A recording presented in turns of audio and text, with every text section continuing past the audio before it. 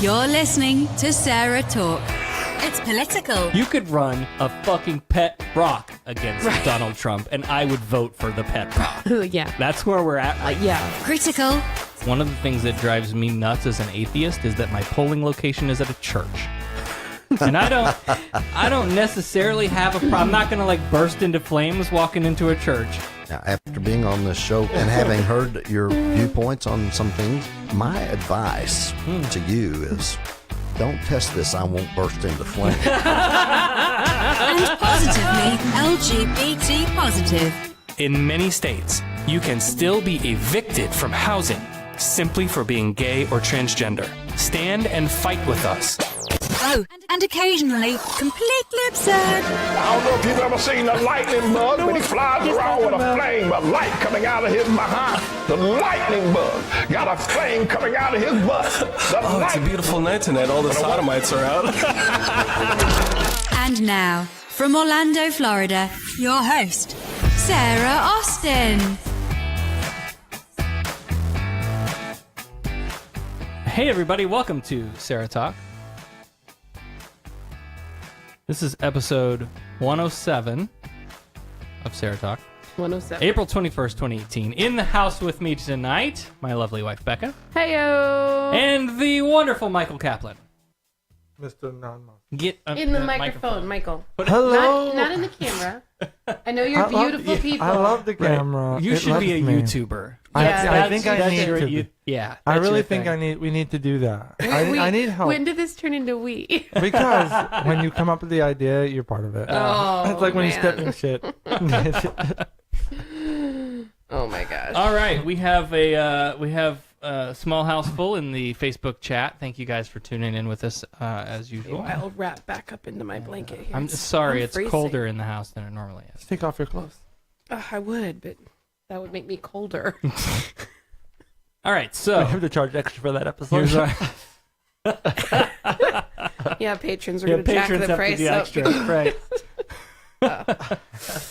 Okay, so our conversation tonight is going to be about recovery programs, and this is something that I've been wanting to talk about for a really long time because we've kind of, in various news stories here and there, we've kind of glossed over it, and I have a kind of biased opinion on what I think. But I haven't personally been through a recovery program myself, so my biases are my biases, right? So, but I thought it would be interesting to look at some of the ways that religion ties in with addiction recovery and ways that may not help it so much and ways that it might, right? If you're a non-believer, it's primarily what we're the approach that we're coming from as non-believers is if I walk into a recovery program and the first thing we have to do is recite the Lord's Prayer, I'm out. Yeah. And what does that do for my recovery? So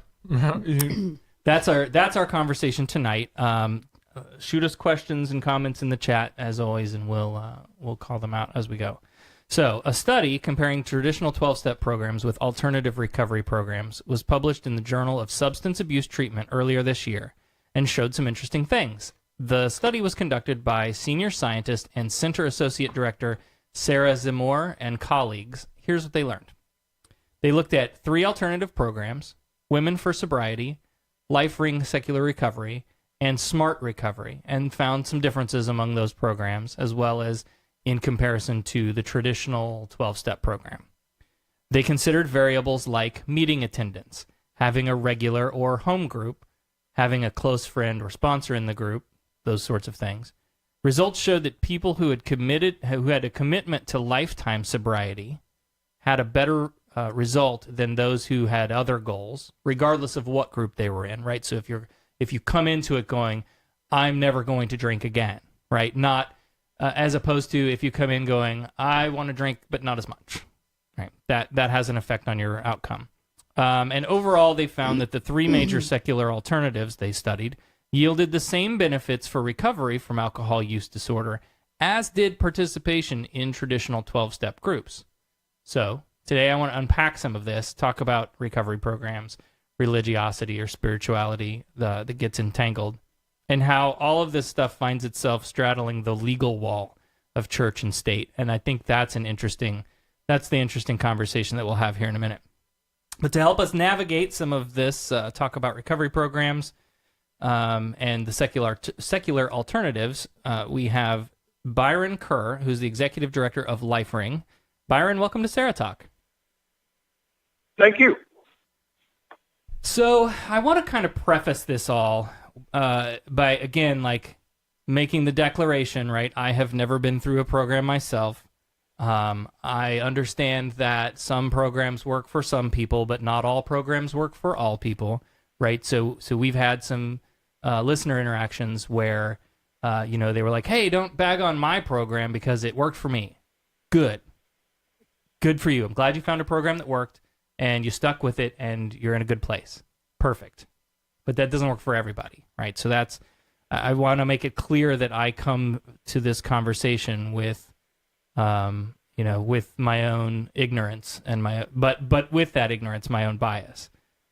Before we get into some of the specifics here, your story of how you came to be kind of a champion in choice for recovery and to then go on to do this LifeRing program, as I understand it, was because of your own personal experience in recovery.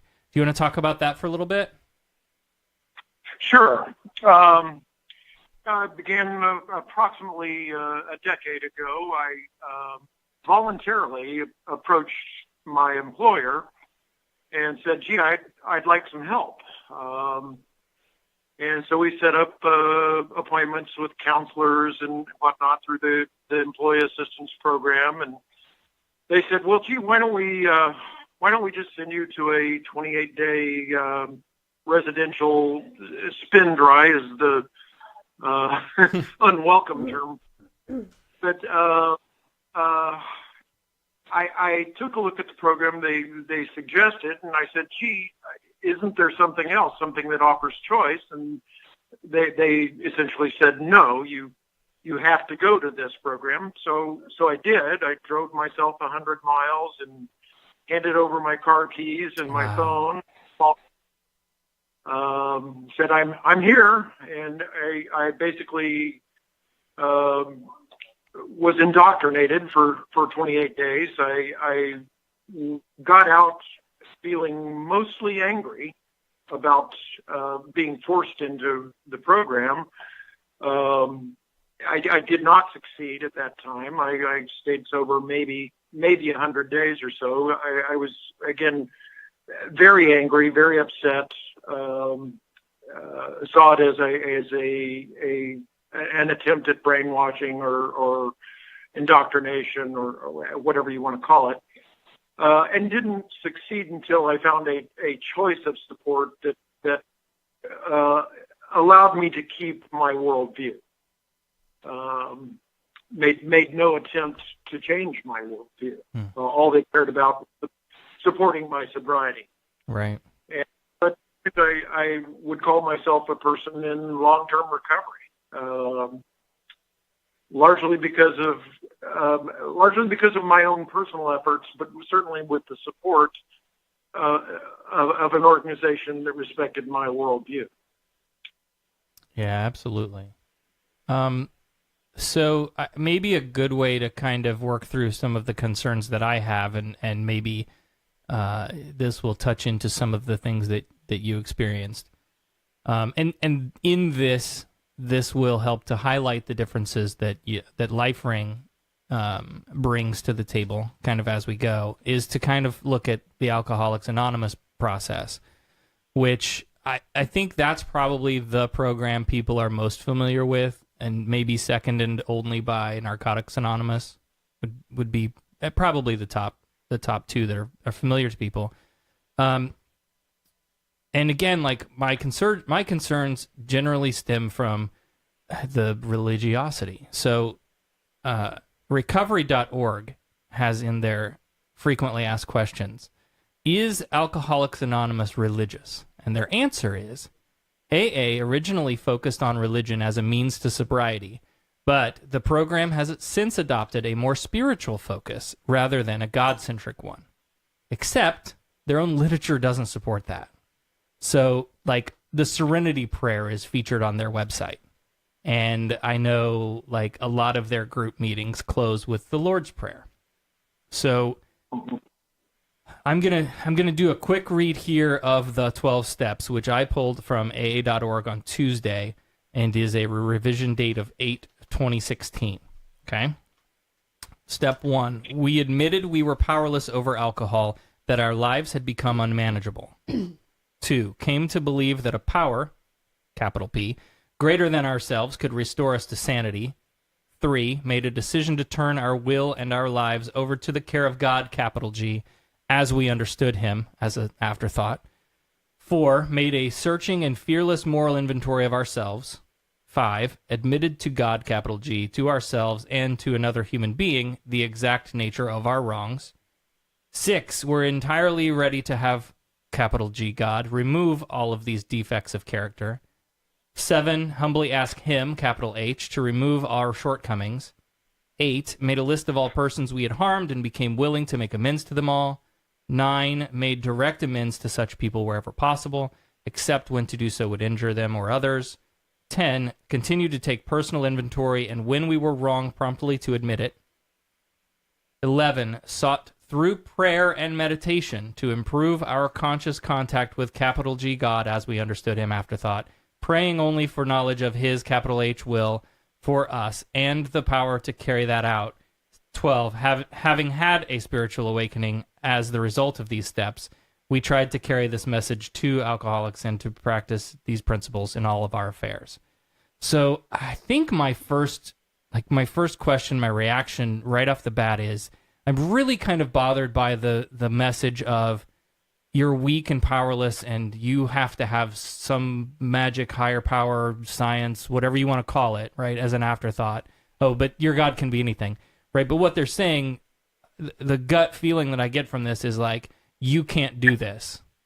You need something bigger than you to get you through this. And so, I don't know. Talk me through that, because I feel like we're kind of diminishing our own ability. I don't know. Like, I don't know that modern psychology would be behind that, or maybe I'm wrong. I don't know. Coincidentally, LifeRing did a membership survey many years ago. I think it's 8 or 9 years ago at this point. One of the questions was, what was your main attraction to LifeRing as compared to other support out there? And we made some rather arrogant assumptions about what we would find, and one of those assumptions was that the God thing would be the principal draw. We just knew that was going to be true. Mm-hmm. The God thing was in the top 10, but it certainly was not number one. The number one thing that people said attracted them to LifeRing as compared to the predominant support was the word empowerment. We suggest that an individual empower themselves to become sober and stay sober. That you need to become strong to maintain your sobriety. And the idea of powerlessness is contradictory to sobriety. So that's a fundamental difference, I suppose, in the two approaches. The powerless statement turned out to be the single most significant attraction to LifeRing. That's really interesting. I just again, my gut reaction was sort of no, shouldn't we be? Shouldn't this be a from within kind of thing? Like I need to find the power within me to tackle these things head on and want to continue and want to learn, techniques that will help me along the road. Right, exactly. If I'm powerless, how am I going to beat this thing? Yeah. Yeah. So, and regarding the you mentioned the statement that AA considers itself a religious, not excuse me, exactly the opposite. Yeah, more Considered spiritual now. Yeah. spiritual, not religious program. I personally found that completely disingenuous. I was unable to well, it made no sense to me. And unanimously, every court in the United States of America that has ruled on this at both state and federal levels has declared the 12-step organizations are inherently religious. Mm-hmm. To quote just one of the higher courts, the Ninth Circuit Court has ruled twice on the issue. The first time declaring it inherently religious, and the second time saying this is uncommonly well settled. Yeah. I just again, as I read through it, it seems like they made a half-assed attempt to kind of broaden the audience a little bit, but it's still capital G, capital H, capital P, and so I think I, like you, in my secular worldview, I think if I ended up in a group that speaks in those terms, I would just feel extremely out of place and not be successful. I told this story on the show recently, but we were in the Reader's Digest version. We were in therapy, and the therapist recommended that Becca and I watch the documentary The Secret, because if we wanted to better our situation, we needed to put it out there into the universe, put out their positive vibes into the universe, whatever the fuck that's supposed to mean. So when I look for things like that, I'm looking for science-based methods. Was that when creating LifeRing, was there a focus towards finding science-backed methodology? Well, LifeRing is a completely non-professional organization. We don't portray ourselves as experts on someone else's recovery. Mm-hmm. I don't give specific advice to anyone as to how they can recover, what they need to do specifically to recover. My job and the rest of us in LifeRing, our job is to cheer each other on. But specific advice belongs with professionals. Now, that being said, regarding science-based or evidence-based practices, LifeRing does not support magic. If you're looking for a magic, we don't have one. And yeah, so I was reading a little bit about kind of the way that you tailor that support to the individual, as in, like, okay, we're going to let you tell us what you need. You're going to create your own program, and we'll be here to help facilitate that in any way we can. Is that pretty much kind of how it's structured? Exactly. Again, we're not professionals. We don't offer therapy or advice in any specific sense beyond don't drink or use, no matter what. Right. Is one of our slogans, but how you do that, how you accomplish that, really needs to be the individual's own plan. And we feel very strongly that ownership that an individual has to have if they compose their own plan is essential. It is an important component of how LifeRing works. Is the individual takes ownership of their own plan. So, and again, I want to come back and reiterate, if you're in a program and it works for you, great. If it doesn't work for you, the idea is we should have some alternatives out there that you can choose from to find something that will help you be successful, because we want you to be well. And so you touched on this a little bit already, but so what happens when you aren't given the choice? When our court mandates still mandating specific recovery programs, and that which seems like, and you mentioned many courts have come in on the side of, yep, that's a violation of the Establishment Clause. But are we still seeing that out there? Is that still happening? Yeah, it is. There is change beginning to occur, but it's in America, at least, it's an everyday occurrence that people with substance use issues are mandated, coerced, or compelled into inherently religious programs. And my whole feeling about that is that I'm not sure that mandating someone into recovery support is good public policy in the first place, but so long as it is policy, the existing policy, that an individual needs to have a clear and equal choice of the sobriety support that will work for them. And that is not the case in America today.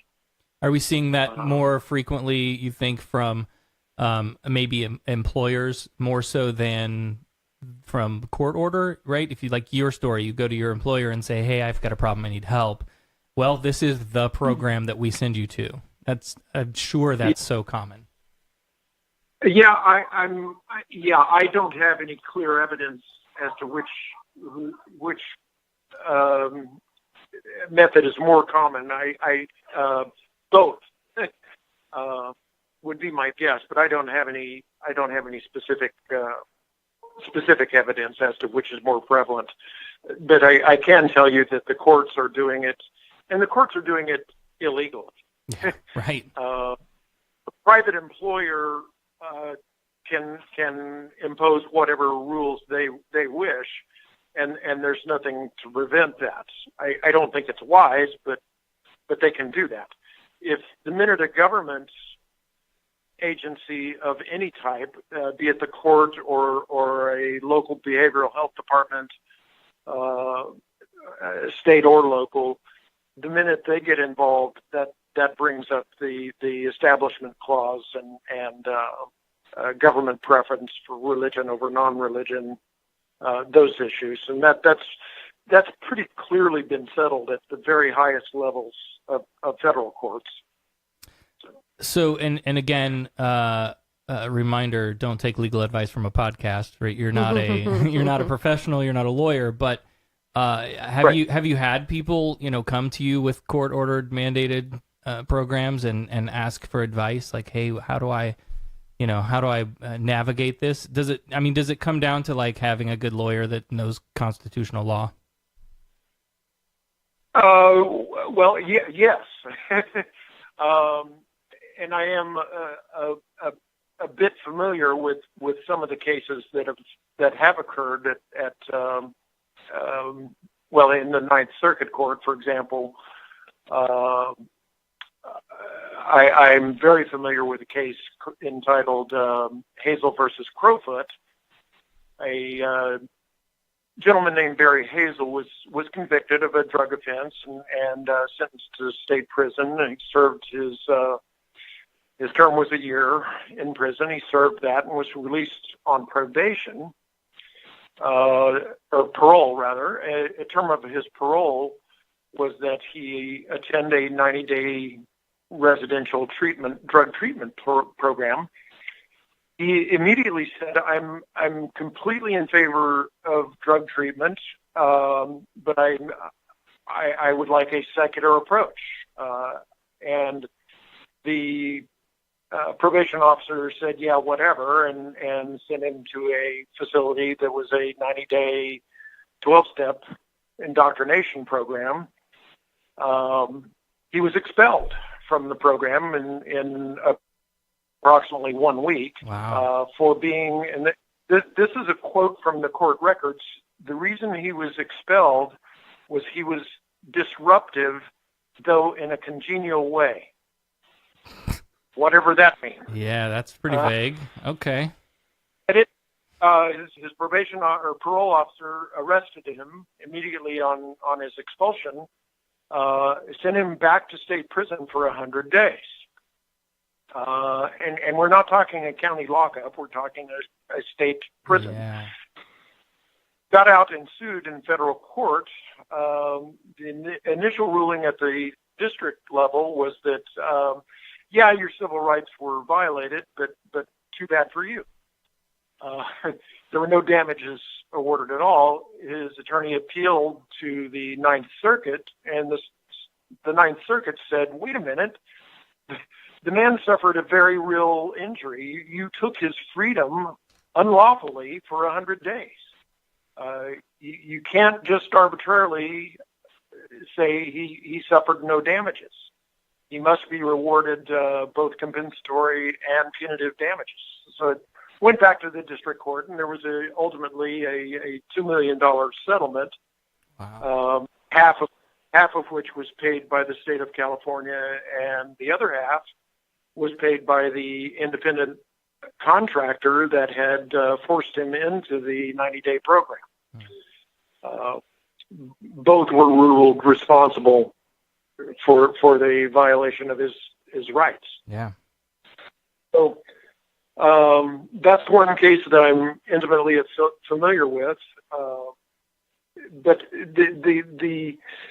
the challenge is whenever law is on established precedent, local jurisdictions will continue to ignore the law because there is no enforcement other than litigation. Right. So the situation, so that ruling, the settlement in that ruling was in 2014. Not a whole lot has changed. If a convict is paroled today in California and a condition of their parole is a 90-day residential drug treatment program, they will be sent to an inherently religious program. Right. That will happen today. Wow. So let's talk about, right, how do we counter that? So we're going to talk about your program, LifeRing, here a little bit. So I noticed that we have a chapter kind of down the road from us in Tampa. How widespread is LifeRing at this point? Well, we just surpassed 200 meetings worldwide. Oh, that's great. That's great unless you consider, let's take the area you're in, the Tampa, St. Petersburg area, just that metropolitan area alone, I would guess there are in the neighborhood of 1,200 to maybe as many as 1,500 12-step meetings per week. Yeah. Just that one metropolitan area. So by comparison, LifeRing is not even the fruit fly in the room with the 800-pound gorilla. Yeah. So how do we, let's fix that, right? That's my immediate gut reaction is like, yeah, okay, let's make more then. So, I'm thinking like, for the listener who's out there who may be thinking like, this sounds really good. I wish I had this. Or, I've been in a recovery program and I wish my experience had been more like this. So, then they go to lifering.org, search for established meetings. Maybe they're in like Tennessee or somewhere in the South where they need it more than anybody. And then they find that there's nothing around them. What can people do to get connected with you, to reach out to you, to help create programs in their own areas? Sure. For people in an area where there are no immediate face-to-face LifeRing meetings, we have an online. So we have online meetings almost daily, some in a text chat room format, others in a audio-video streaming format, and others a hybrid of all of the above. So that's if you're in a remote area or an area that we've not been able to reach just yet in the face-to-face environment. Online is an excellent answer. And for many people, it's for many individuals, it's actually a better solution. There are advantages to not having all the nonverbal communication going on, the face shrugs and whatnot. So online has some definite pluses. It does have some disadvantages as well, but one of our board members who has been on the LifeRing board for 9 years at least, actually did the first 10 years of his sobriety completely online. Had never attended a face-to-face life. That's awesome. Yeah.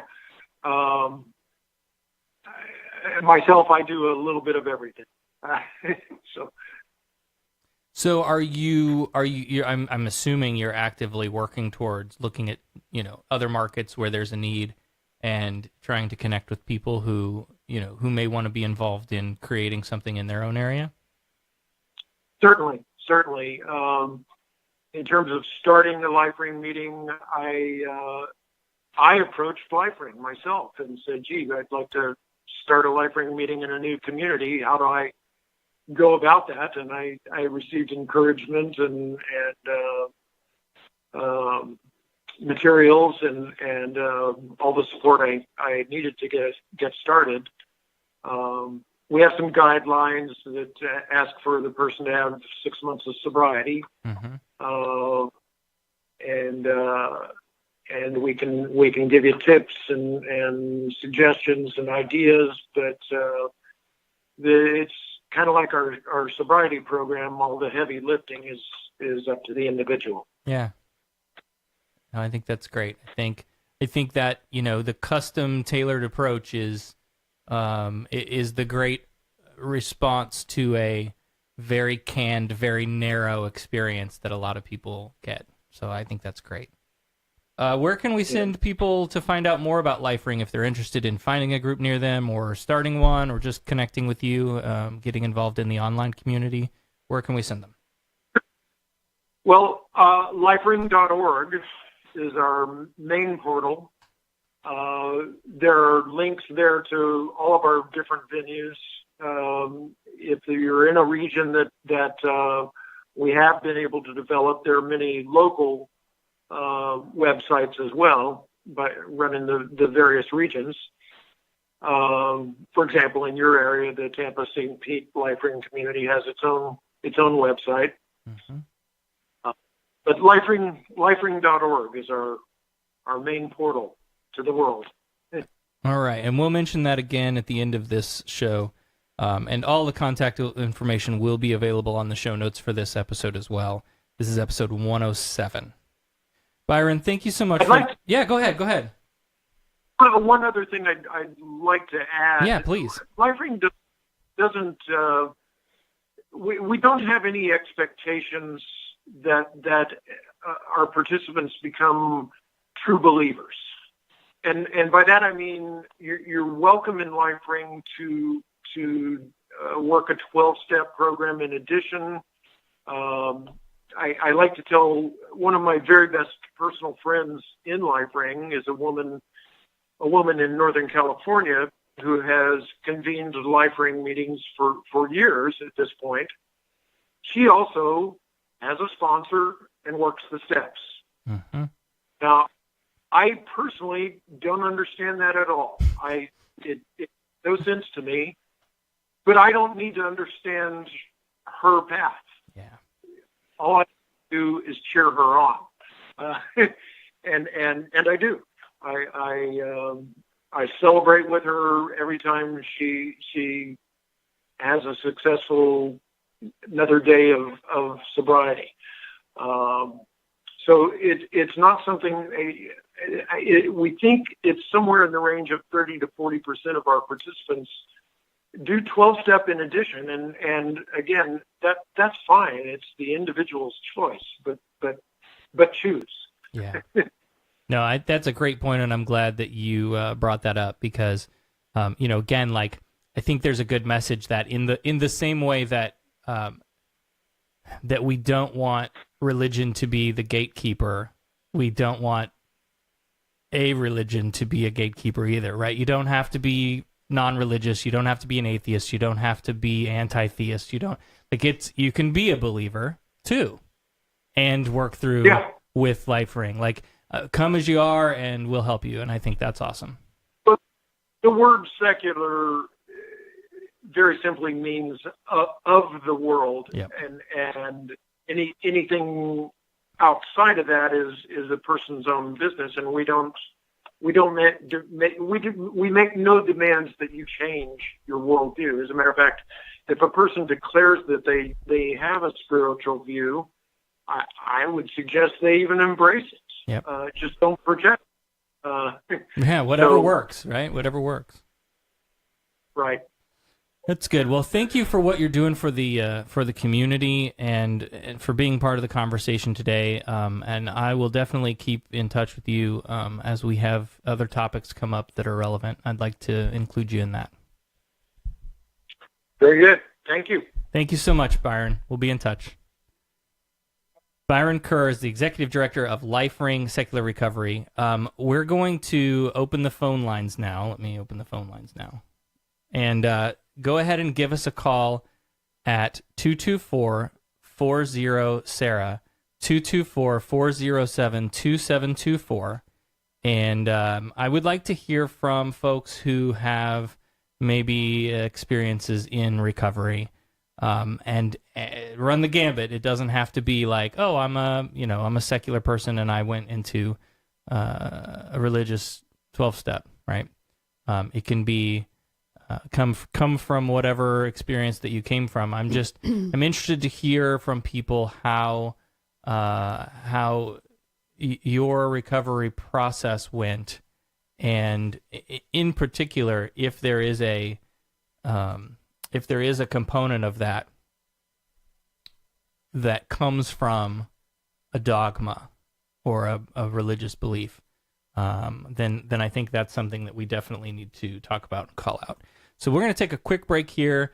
Go ahead and give us a call. We'll line up some calls on the phone lines, 224-40-SARAH, 224-407-2724, and we will take your calls after this short break. You're listening to Sarah Talk.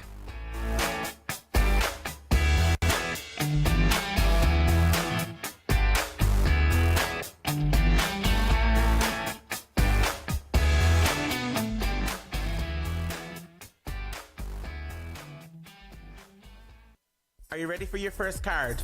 As I look at the set I placed down for you, I see an interesting things rising. Some of it has to deal with love and money and changes, and hopefully they're going to be for the better.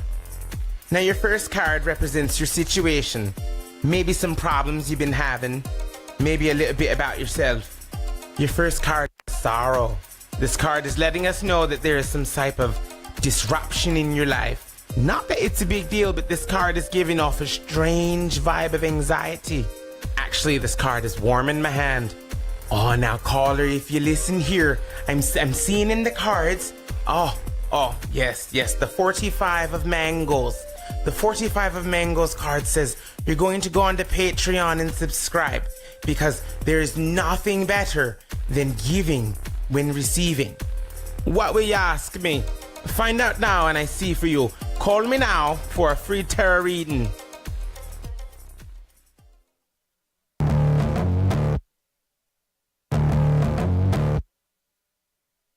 Want to join the conversation or tell Sarah she's wrong? Email producer@SarahTalk.com or call 224-40-SARAH. That's 224-407-2724. Now, more Sarah Talk.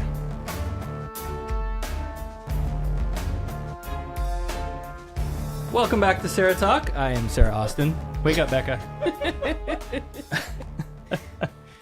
That was a really great conversation. And thank you again to Byron for joining us to talk about that. We have a caller on the line now. We're going to talk to Jen. Welcome to Sarah Talk. Thank you so much. So I understand that you have an experience in recovery. Why don't you talk about that? Yeah, so I was I think that my experience is probably really unique. But I was sent away from home when I was 16 to a therapeutic boarding school, and that is in quotation marks, the therapeutic part. Yeah. It was, one of those places out in the middle of nowhere in Montana where none of the staff is really qualified and their methods are very questionable. Wow. Sounds sketchy. Yeah. Oh, yeah. It was pretty fucked up in a lot of ways. But sorry, you guys are good with profanity, right? Oh, absolutely. Yes. Come on. Fuck, Oh, fuck, thank God. fuck, Yes. vagina. Yes. Wait, Just to Michael clear- just said vagina. Just to clear all the other words. Okay. Oh, Go I on love with it. your profanity, Jen. Yeah, thank you. I will. Anyway, so I was sent to this school. I was very, very depressed, and I did have a problem with drugs and alcohol, and I did not enter recovery willingly. I was forced into it. And the school that I went to was founded by 5 people who were sober, who were in recovery themselves. And so the whole school was based on AA. So we had like the 12 steps posted in the room where we had like group therapy and stuff. And so the people who ran the school, I don't think any of them were Christian or identified as Christian. I'm not sure about that. That part was never, they didn't emphasize that part. You guys talked a little bit about it earlier, that, the idea is basically you can choose whatever you want your higher power to be. Yeah. But it was very confusing because, as you also said, AA is full of the word God. I mean, it's all over the place, and it's that male idea of God too, and like it feels very Christian. So we were basically required to find, that was the word, find your higher power. And so there was all this pressure about it, like, shit, like I have to pick the right thing so that it's okay and they're not going to get mad at me, kind of. Yeah. So everything about my experience with it was this, like, it was under extreme pressure, and I didn't walk into any of it willingly. So, and I personally don't think that recovery works unless you do walk into it willingly. And so, anyway, I could go on and on. So did you get the feeling that when define your own higher power comes up, did you get the feeling that like they had an expectation of what your answer should be? Yeah.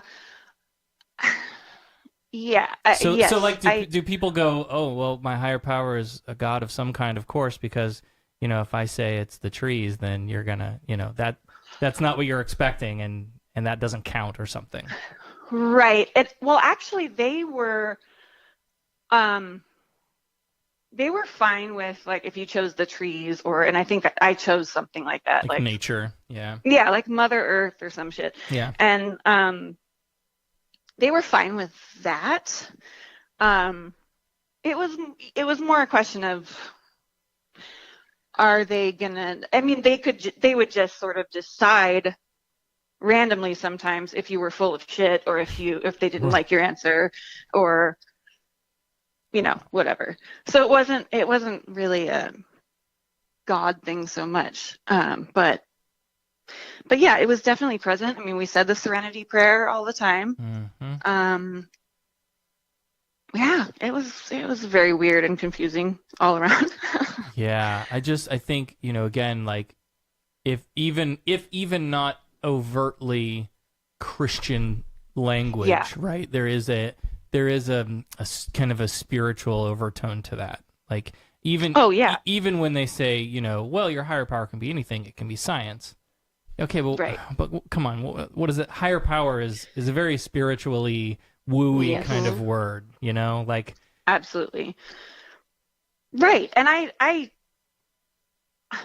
mean, what did come out of that for me, I did sort of develop this sense of spirituality through that, I guess. But I also identify as an atheist, so now, were you clearly very confusing? Were you like very clearly atheist at that point as well, or had you formed a worldview at that age? I was not religious at all. I don't know if I would have used that word yet. I probably would have said agnostic. Right. But definitely not a religious person, and not down with religion and all of the things that it causes. But Jesus. Yeah. But Jesus. Yeah, Jesus was a good guy, though. This is the thing. Great dude. If Jesus really lived, and that's not even certain, but if Jesus really lived, you know he'd be going to pride marches and like he was a social activist. He would have tried anything twice. Hey, that's my line. Anyway, yeah, so that it makes, I'm not even a Christian, but I get angry about the way that people use Jesus as this for their, you know, bigoted views. And well, and you mentioned briefly off air that the conversation that we had about the legal implications that, you know, that you may not have thought through all the way yet, like that was kind of new for you. Yeah, that was really interesting to hear him talk about that, because I honestly had never thought about that. Yeah. And I don't know. I don't think it could have applied in my situation, because this was just a, you know. Yeah, the family decided it wasn't. Yeah, court. they just did whatever the fuck they wanted to do. It wasn't court appointed, but but yeah, that was really fascinating, because it is such a good point. Like, how can you force someone into a religious program? Right. And that was one of the things that, you know, kind of caught my radar when I was like, oh, we should talk about this, because one of the things that, you know, we do talk about a lot on the show is that wall of separation that often gets jumped across by certain folks on the religious right. And so in all things, right, we talk about I'm a trans person, and, you know, you look at some of the stuff that's going on in the legal system and the courts and the laws that they're trying to write, and stuff garbage stuff that's like, oh, we want to add in God we trust to all of our schools. That's a thing Florida just did. Right? What? Yep. So stupid. Yeah. It's ridiculous. I mean, and kids still say the Pledge of Allegiance. Like, yeah. I mean, not just say it, but they're required. Schools are required to say the fucking Pledge of Allegiance. Well, and then like Becca has an interesting experience with that too, because then there's this other side of religion that's like, no, that's worldly stuff, and you don't get to do worldly stuff. You need to separate yourself from them. Yeah. And so then, you know, anytime there's a party in the classroom or for birthdays, or you have to stand up and pledge allegiance to the flag and God, then, well, you need to go outside the classroom or whatever. It's just ridiculous. As opposed to, like, how about why don't we have an option? Like, hey, the Pledge of Allegiance is going to be said at this time. Kids who are interested in saying it can opt in. Yes. Right? Like, oh my God. Instead of this bullshit like alienation.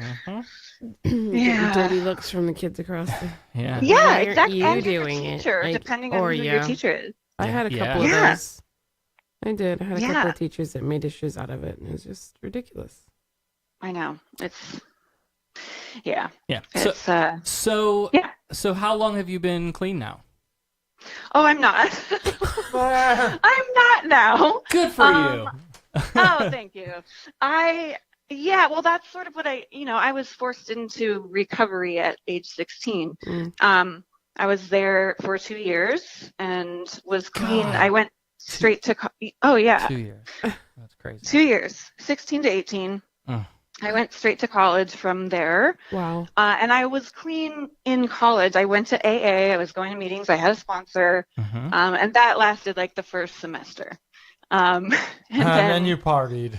Then I was like, well, I wet met t-shirt people that contest. I see it clear. That was it. How did you know? Because I can feel where you're going with this.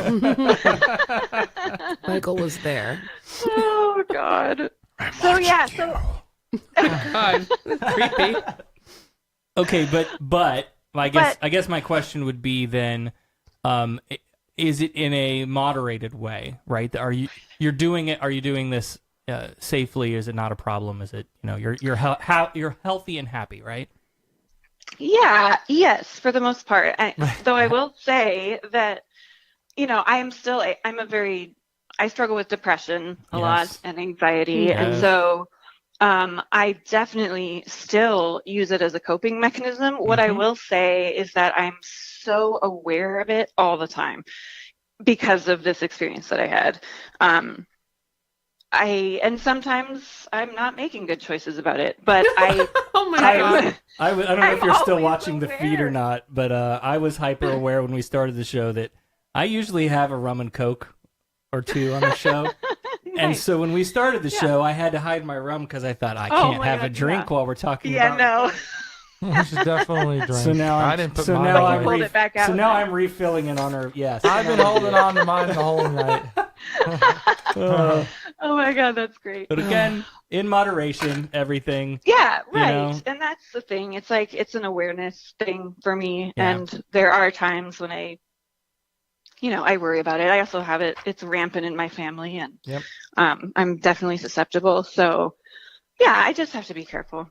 And don't swim when you're intoxicated. Well, and again, right, exactly, like Byron pointed out, you have to have control over your own recovery. Yeah, you got to be able to hold the bottle. If you can't hold the bottle, then you went too far, Michael.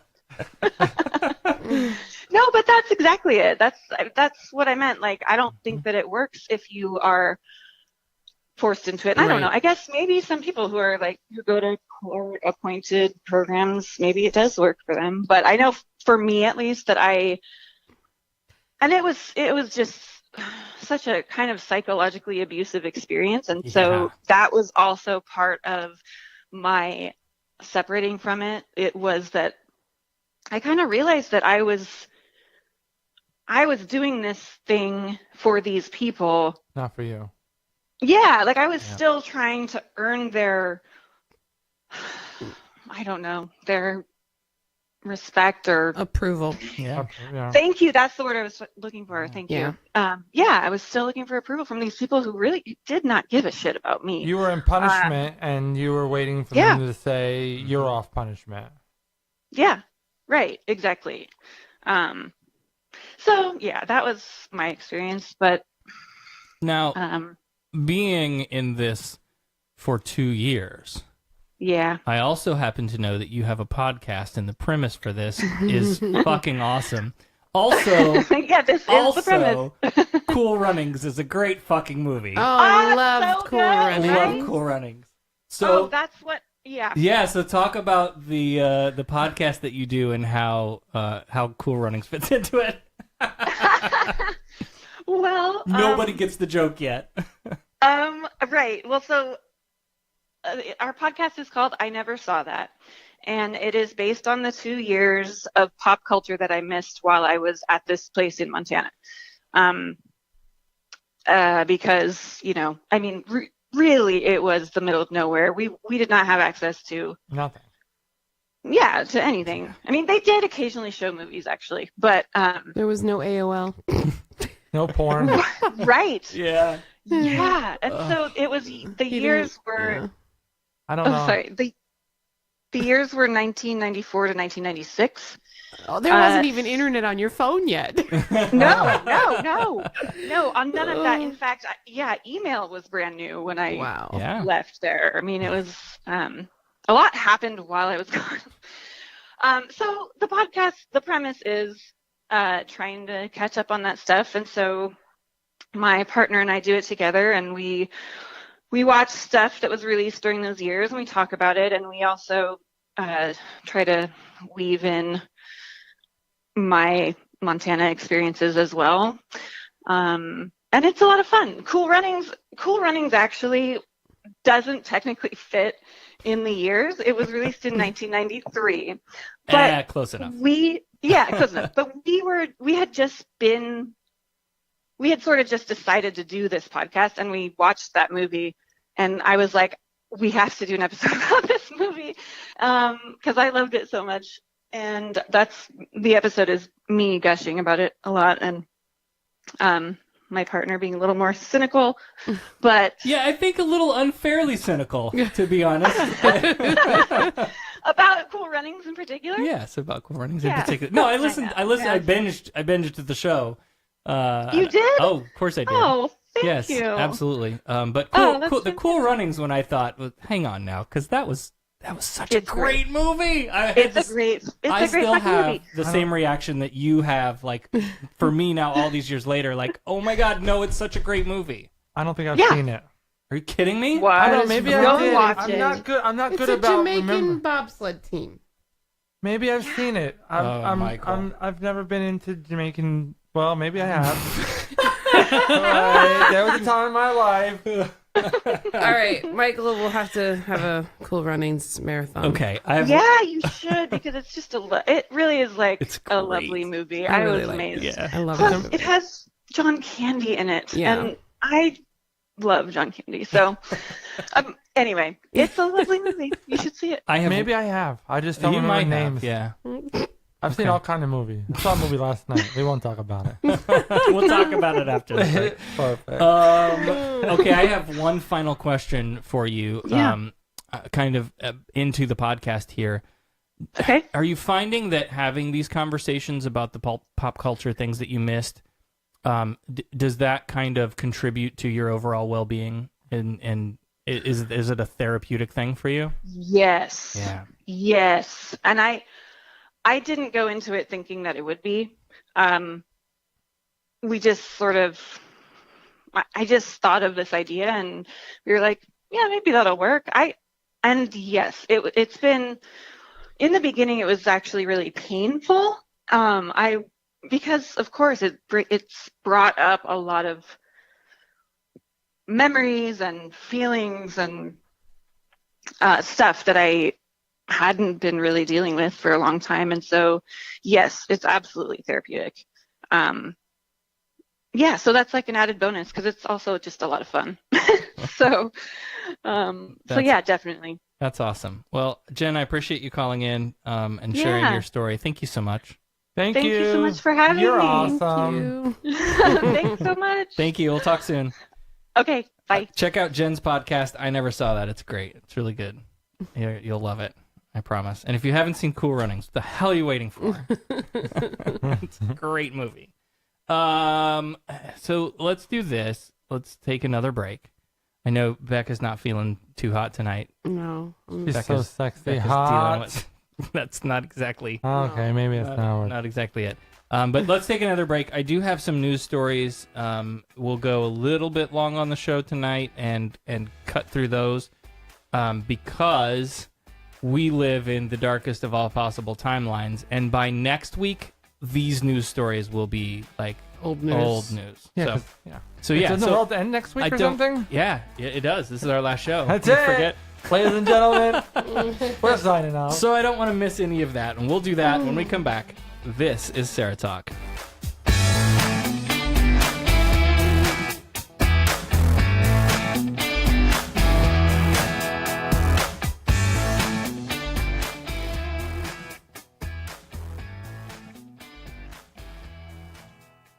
Today's health-conscious society, you have many beverage choices. But do you know what's in all of them? So much sugar, sodium, and things you can't even pronounce. Dihydrogen monoxide.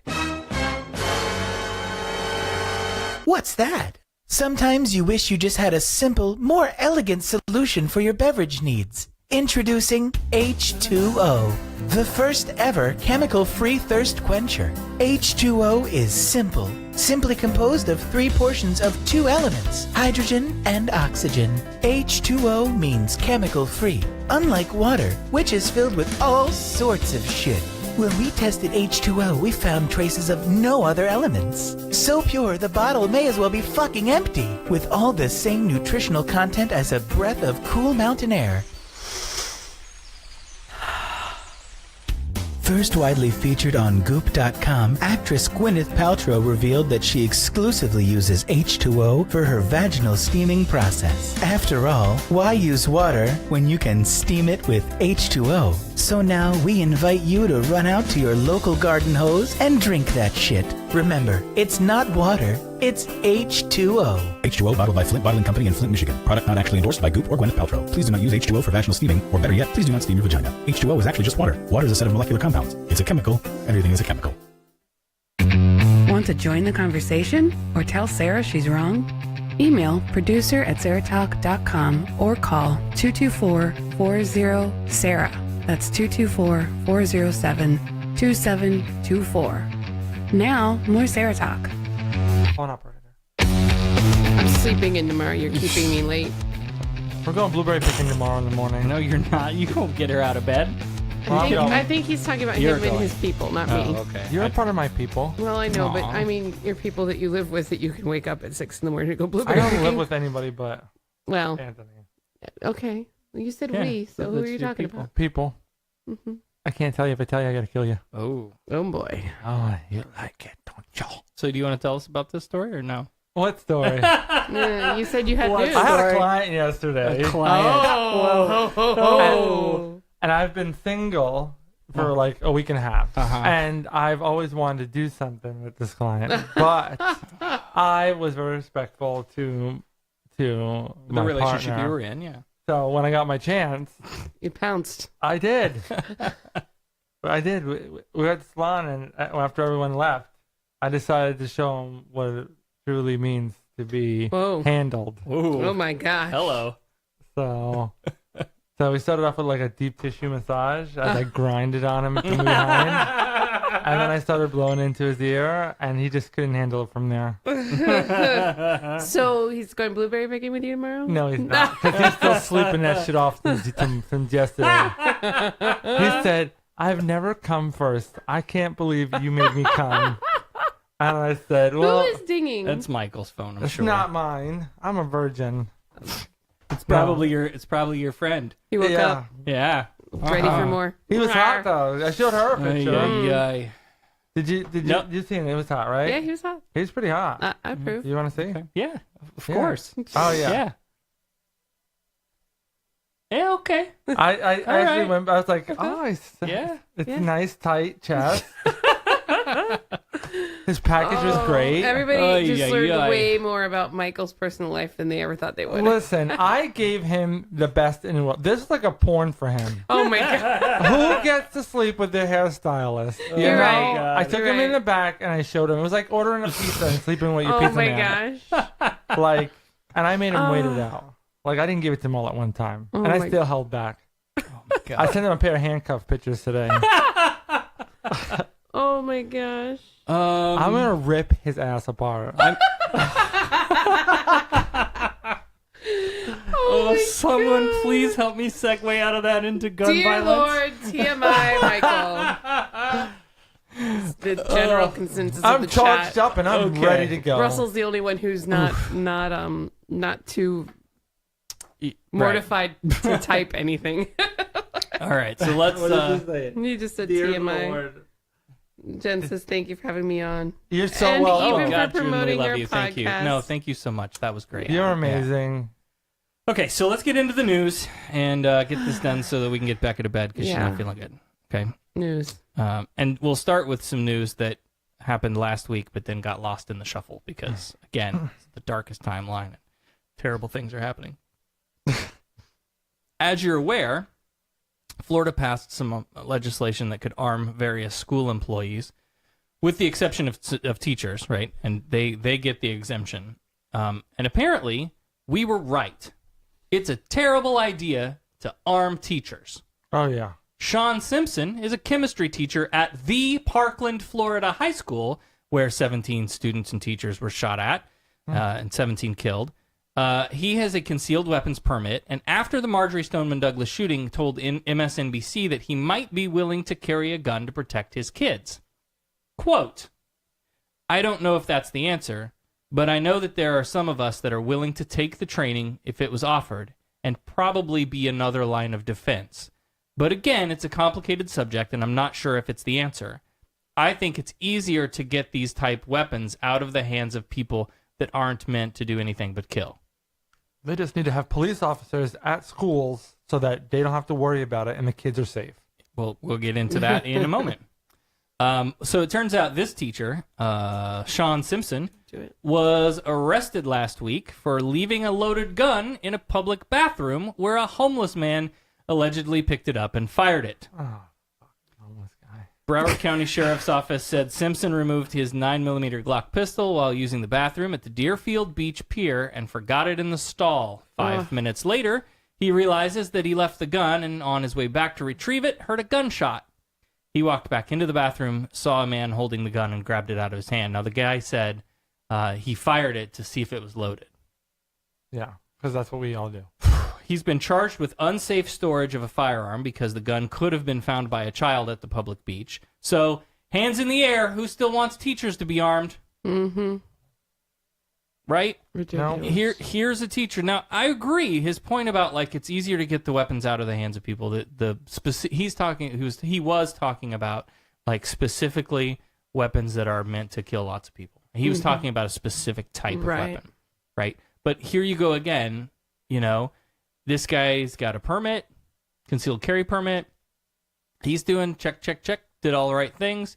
One mistake. Mm-hmm. That's all it takes. One mistake. One mistake. A whole bunch of people die. The next story, and I think we mentioned this when it was announced, after the melee in Parkland, Dick's Sporting Goods said that it was raising their minimum age of purchase to 21 for firearms, and also said that they would no longer sell so-called modern sporting rifles, which I have issues with, at its Field and Stream stores, along with high-capacity magazines.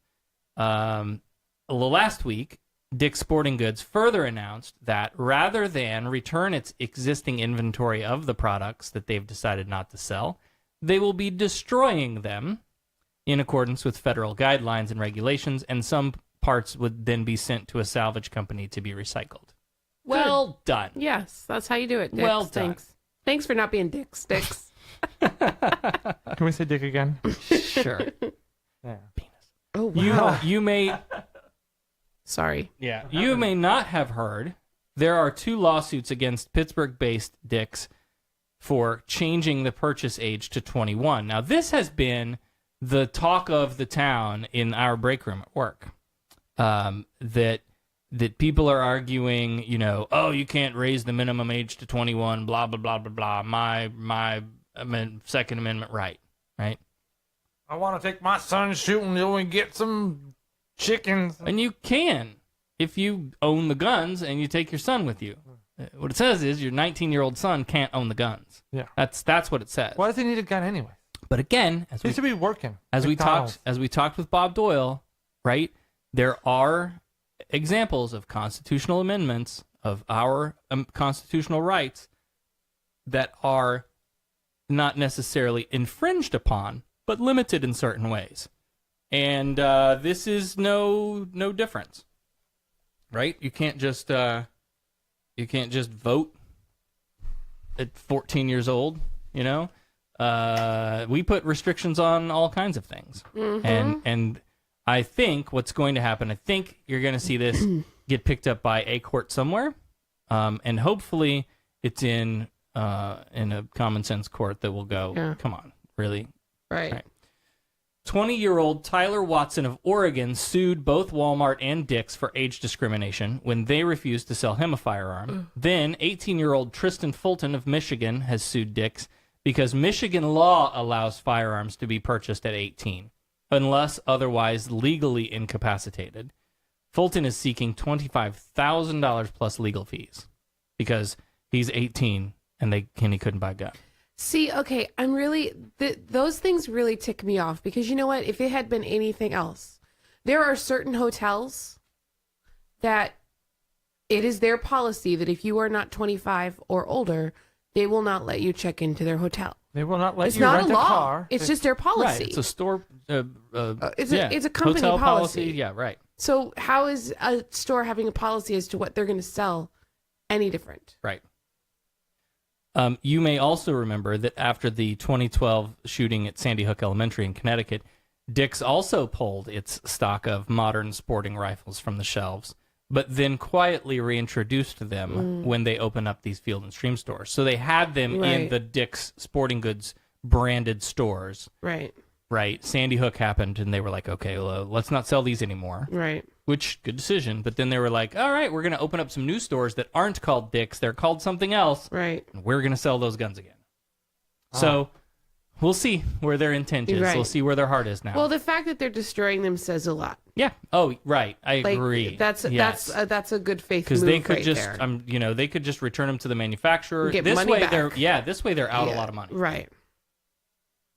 So. Okay. Speaking of lawsuits and Sandy Hook, Neil Heslin, father of a 6-year-old boy killed in the 2012 massacre, and Leonard Posner and Veronica de la Rosa, whose son was actually the youngest victim, Posner and de la Rosa, have filed defamation lawsuits seeking more than $1 million in damages each from Alex Jones, InfoWars, and Free Speech Systems, LLC. Ooh.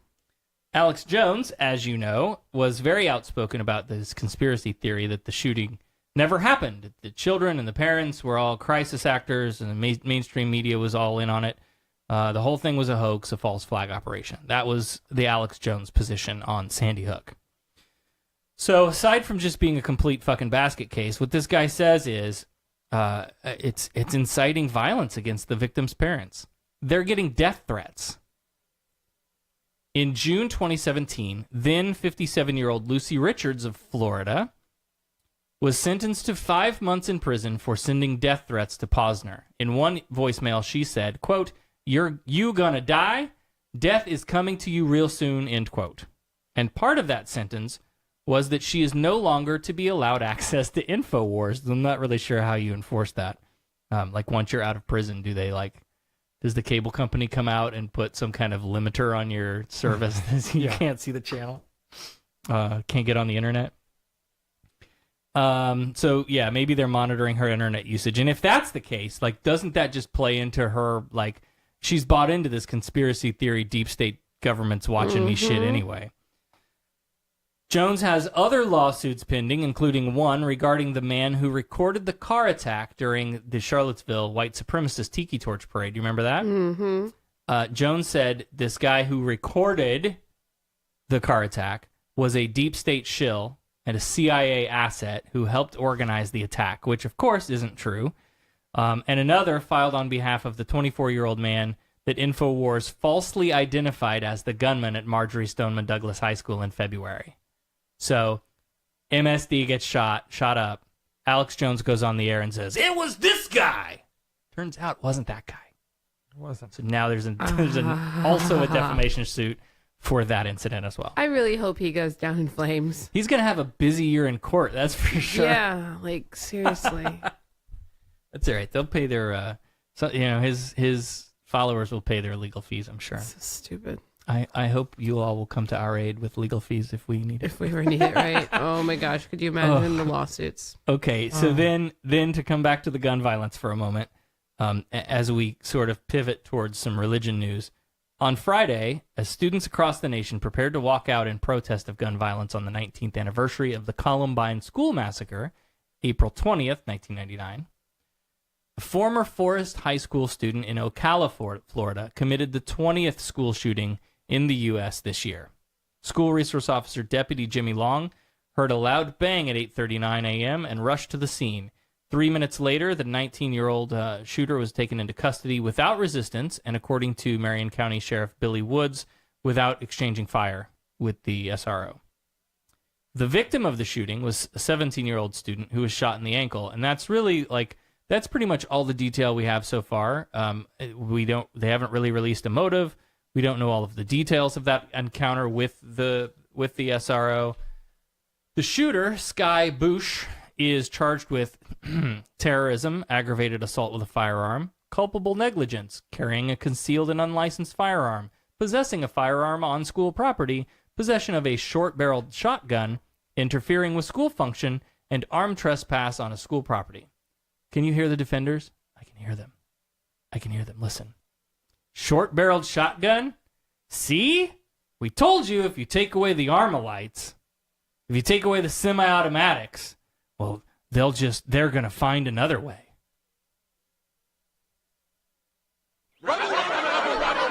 Standing out here yelling rabble, rabble, rabble isn't going to help anything. But we don't know what else to do, Mayor. Let them find other ways. Let them. Take away the ones that kill. Take away. Let them figure out other ways. Mm-hmm. And then we'll address those. Make it hard for people to do this shit. Mm-hmm. Right? Now, fortunately, in this situation, it wasn't as bad as it could have been. And we don't entirely know what all we owe that to, because, again, we don't know the story of the motives and what the shooter was planning or any of that. Or how much the school resource officer played a role in de-escalating this. We don't know. Right. There's no we don't information. know. But again, like, this should not be happening, and we have to do something about it. Here's some dumb shit. Catholic Church officials say the number of demonic possessions is on the rise. Oh, my. Might have something to do with the end of the world on Monday. Earlier this week, around 200 hopeful exorcists gathered for a week-long convention, I guess it was a convention? The very first session included a discussion of, quote, how to perform an exorcism using your cell phone. Holy shit. 89-year-old Cardinal Ernest Simoni.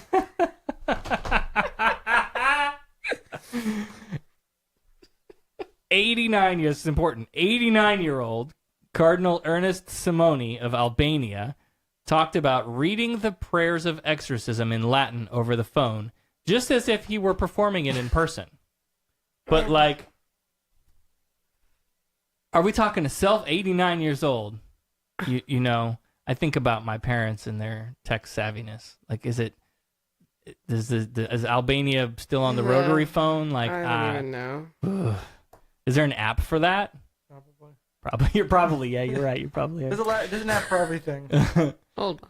While many of the students in attendance receive a certificate of completion, Father Benigno Palila, an exorcist for the Diocese of Palermo, said that only priests can actually perform exorcisms and must have the permission of their bishop, which means that all the lay Catholics, and especially the women, of course, can only ever be used as auxiliary exorcists, which means that they get to be in the room and help pray and help the priest cast out the demons. I did an exorcism yesterday. Did you sprinkle some holy water on his face? Yeah, I did. He was that type. So I don't think you could even make up something as ridiculous as a week-long exorcism camp. If you want to try, I'd love to hear your ideas. We should go on sounds like pretty stupid. A field trip. Go to exorcism camp? I don't think they would let us in. I really don't. All right. Because I feel like I need to say it, which is ridiculous. I can't wait. People don't have demons. Demons don't exist. People need science-based treatments, not silly incantations and wand waving. Okay.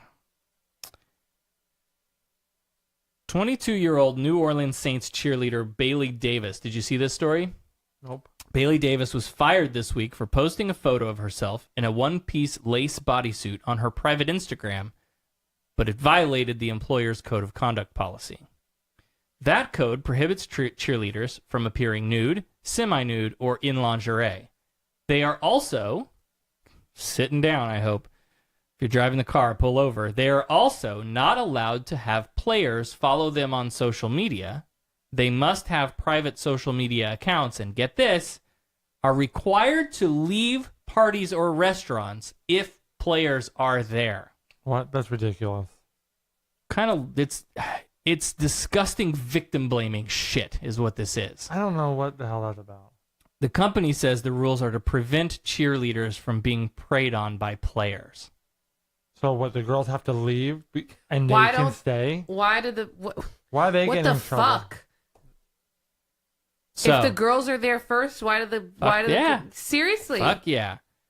So tell me again, MRA fans, tell me again how women are equal in our society today. Tell me again. I'm waiting, dying to hear it. Can't wait to hear how men are oppressed and women are in charge. Can't wait to hear it. Can't wear tight clothes at school. Who made up that rule? Straps on your shirt have to be so many inches wide. Mm-hmm. Skirts have to be a certain length. All to keep the poor boys who can't control their impulses from being distracted. Who wouldn't want to distract the boys at school? This isn't much different. That's the problem. This isn't much different though, No. right? The cheerleader has to be the one to leave the party. You're right. Why not the other way around? I'm here first. I'm staying, bitch. Right? And it's not. This is according I to. didn't get all fancied up and gussied up to, Right, have to leave 10 because minutes your later. ugly You know ass how walked long in it took late. me to put on my eyelashes? I got glue in my eye. I could only wink. This is not IHOP pretty, and I'm not going IHOP because you came to the party late. I do love IHOP. So what really blew my mind was it's not just Saints players. If you're at a party and any player from any team is there, you have to leave. This is so I'm not leaving. And stupid. why police that at all? And why are they putting up with this? And why don't those cheerleaders have advocates that are like, fuck that? We're suing. That's not. They have a right. They have right. So one of the complaints that Davis made in the media was that cheerleaders can't post pictures in swimwear because that's sexual, right? Oh, yeah. People will see that as sexual. But the players themselves can post pictures shirtless or in their underwear. Such and double standard. Meh. Yeah. Such a double standard. Yep. It's disgusting. Well, she filed a complaint with the Equal Employment Opportunity Commission against the NFL and the Saints. Good night, Dan. Good. Get him. He's Good night, gotta go Dan. make dinner. Make that money, girl. Making that dinner. I hope she makes tons of money. Right? Like make change. Yeah, change whatever their comes money. from it. Like, yeah, like, but yes, go out there and expose how archaic and disgusting this nonsense is. Take their money. Make them pay. You know how it pays? Right in their wallet. All right. We fought back North Carolina's House Bill 2. We shut down Texas's Senate Bill 6 this November. Massachusetts, despite its liberal reputation, looks to be becoming ground zero in the war over transgender rights. The state passed an anti-discrimination law in 2016, which added gender identity to the list of reasons people can't be discriminated against in public spaces, which was overwhelmingly approved by legislators at the time in 2016. Well, now you're in Trump's America. Now the issue goes before voters in what looks like a potentially really dangerous referendum on trans rights. Leading the opposition is Keep MA Safe.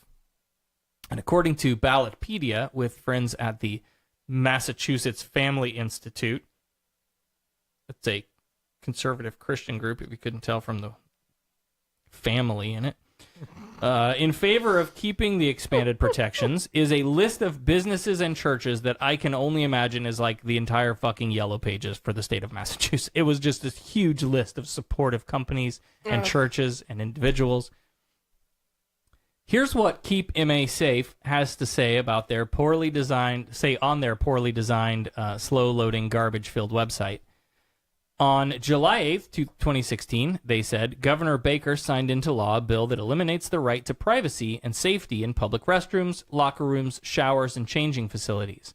We think that's bad for Massachusetts, particularly for the millions of women and children who are likely to be most affected by it.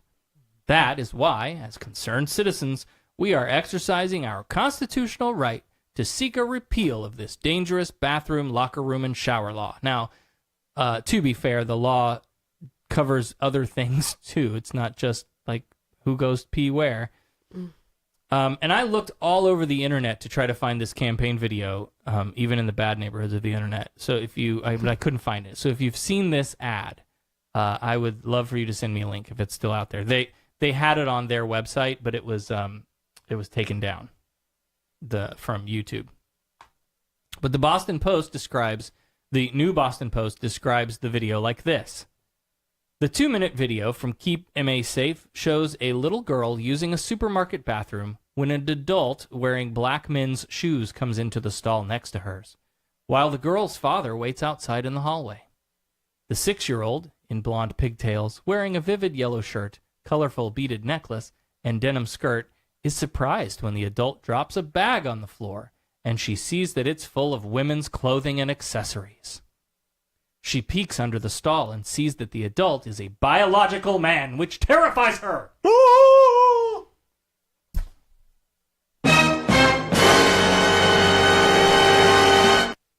As the man leaves the stall with the bag and goes to the sink to wash his hands and apply lipstick, he drops a woman's shoe on the floor.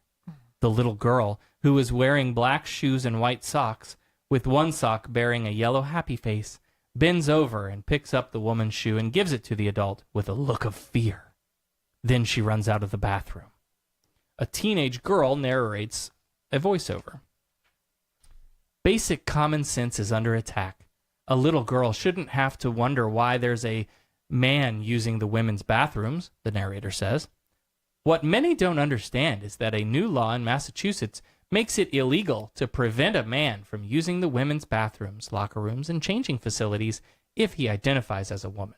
In fact, you could be fined or even sent to jail for up to a year just for trying to protect your privacy in public accommodations. That's why many are fighting to repeal this terrible law. Join them in the fight for common sense in Massachusetts.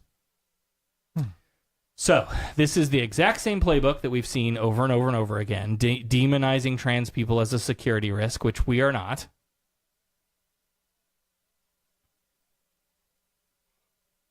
Okay. Do you want to do a Florida man or not?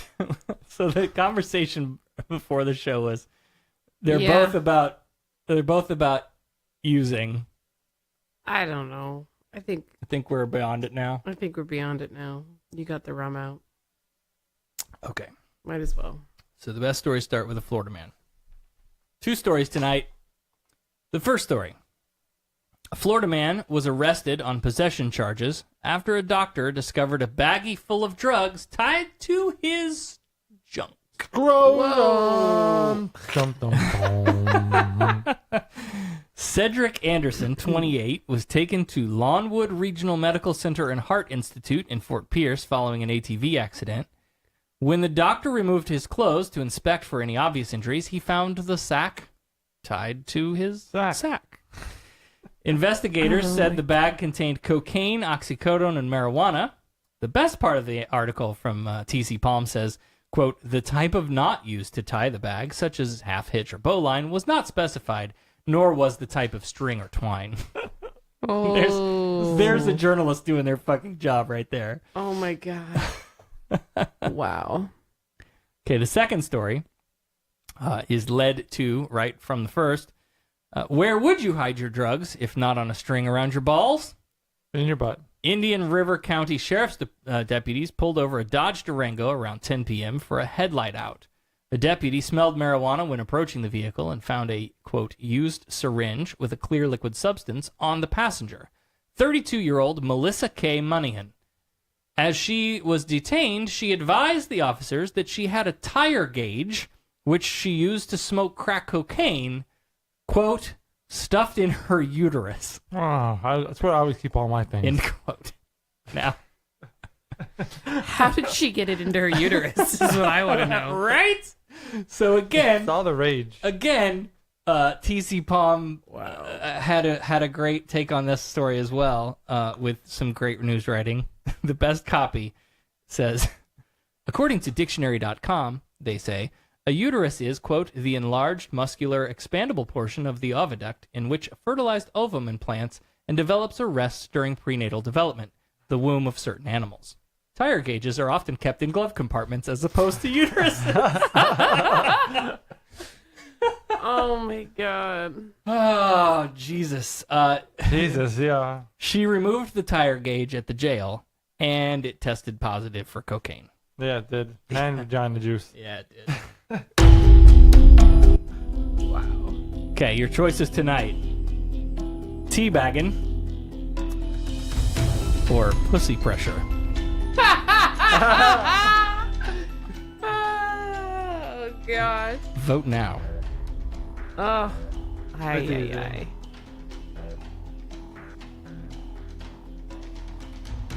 Pussy pressure. Yeah. I'm doing it pussy. I think we got. I think it might be a triple tie here. Because it's all about the pushy pressure. Oh my gosh. All right. Come on, guys. What do you got? Yep. Tell us. What's going on in the chat? Come on, chat. What do you got? Some pussy pressure? Push it real good. Well. Push it. All right. So we will put this, as we always do each week, in the Facebook group. If you're not part of that, you should be. I don't know what's wrong with you if you're not part of that. Russell says pussy pressure. Of course. He also says to make sure to put Jen's podcast in the show notes. Yes, I will absolutely do that. It's a great idea. She's awesome. All right. So that was a lot of fun. Oh, yeah. Always. Our thanks again to Byron Kerr, Executive Director of LifeRing. LifeRing is a 501c3 nonprofit organization. And to find a group near you, inquire about creating your own group or to donate. Very important that we support these organizations, especially these places that are, doing work for the secular community. And you can get to that at lifering.org if you want to go learn more about their organization. Yes, our thanks again to Jen for calling in. Very much appreciate. Love you, Jen. Thank you for exposing your sides and sharing your recovery journey with us. Thank you to all of you for listening, as you do each week. We love you. And of course, to our wonderful patrons for patroning. Part-time patron Russell, Andrea, the Wayward Willis Podcast, Mandy, Josie, Harry, Jeremy, Stacy, Megan, AJ, and Eric. Thank you, Becca, for Becca-ing. Thank you, Michael, for Michaeling. Glad you guys are here tonight. Becca-ing? Yeah. Oh, my God. I'm Michaeling. All right. Go to SarahTalk.com. I didn't do any Becca-ing tonight. Go to SarahTalk.com. Get all the links for the show. Play along with Flat Jesus and get access to the Facebook group. We'll see you back here next week, assuming the world doesn't end Monday. You've been listening to Sarah Talk. Yeah, you have. Sorry. Oh, my. Sarah Talk is made possible by listener support. Visit patreon.com/SarahTalk to become a patron and help keep this program going. Contact Sarah and Company by email at producer@sarahtalk.com or call 224-40-SARAH. That's 224-407-2724. And follow us on social media, facebook.com/SarahTalkRadio and on Twitter @SarahTalkRadio. Sarah Talk is a production of Sarah Austin Media.